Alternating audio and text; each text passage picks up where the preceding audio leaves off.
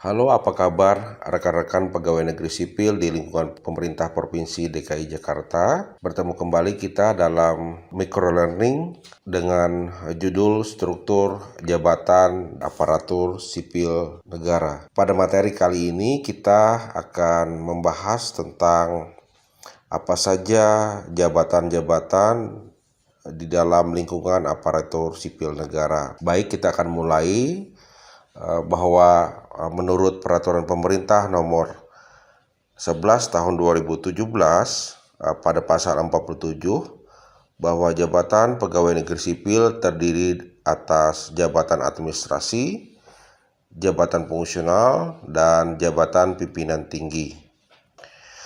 Jabatan pimpinan tinggi yang kemudian kita singkat adalah JPT adalah sekelompok jabatan tinggi yang ada pada instansi pemerintah.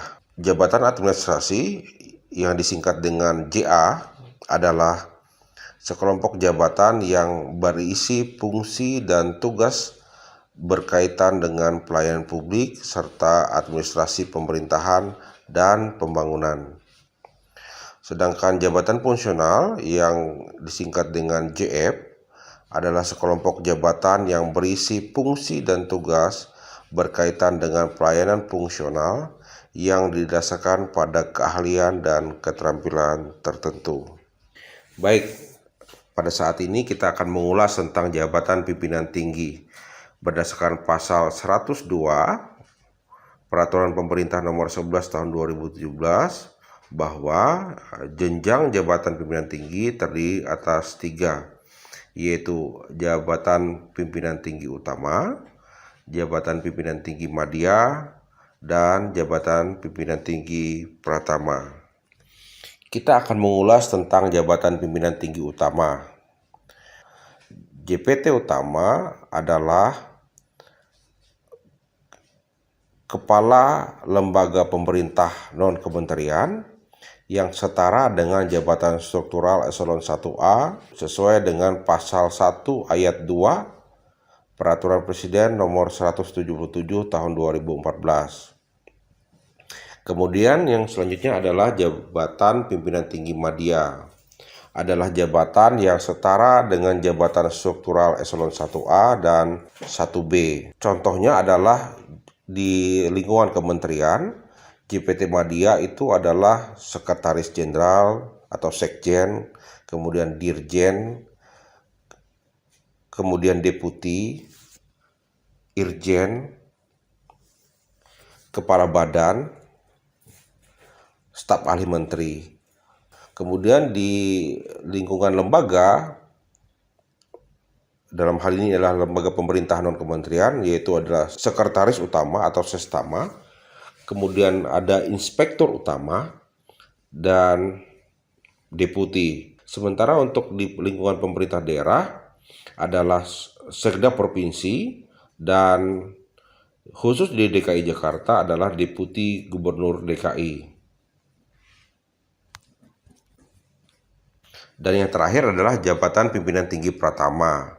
Di lingkungan kementerian, nama jabatan ini seperti direktur, kemudian sekretaris di Sekretariat Jenderal, sekretaris di Inspektorat Jenderal, sekretaris di badan atau kepala balai besar.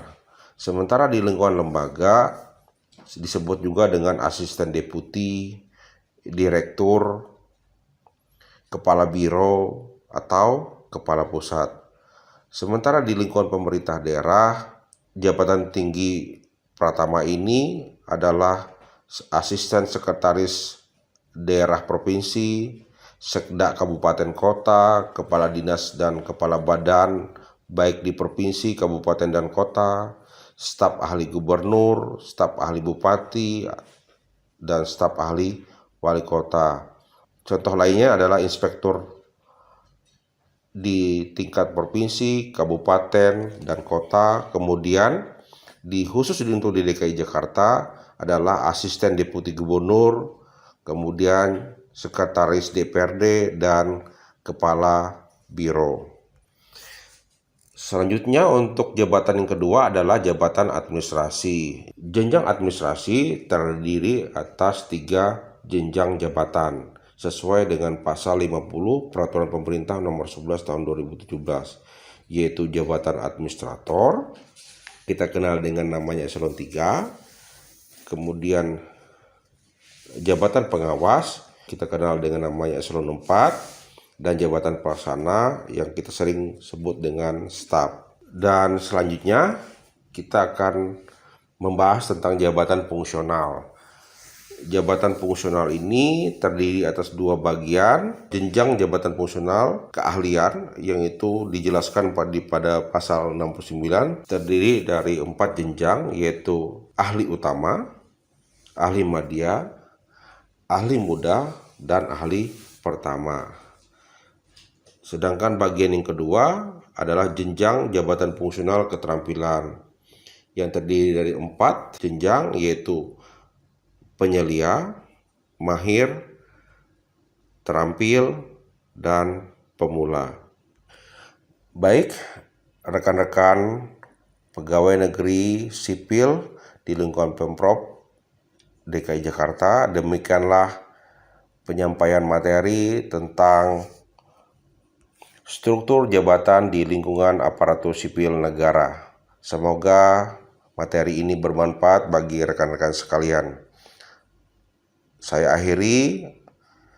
Wassalamualaikum warahmatullahi wabarakatuh. Salam sehat untuk kita semua.